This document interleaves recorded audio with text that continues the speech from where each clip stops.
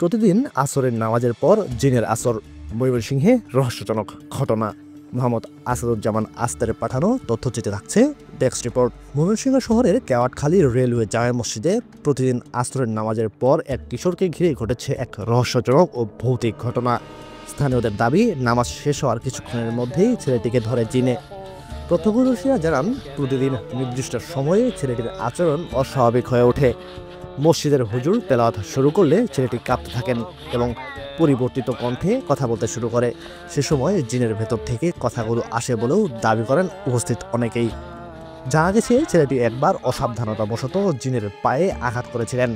এরপর থেকেই প্রতিদিন আসরের নামাজের পর এই ভৌতিক উপদ্রব শুরু হয়। ছেলেটির মাধ্যমে জিন জানায়, যতদিন সে বেঁচে থাকবে ততদিন তাকে কষ্ট দিয়ে যাবে এবং কোনোদিন মুক্তি দেবে না। স্থানীয়দের মাঝে এই ঘটনাকে কেন্দ্র করে চরম উদ্বেগ ও কৌতূহল দেখা দিয়েছে।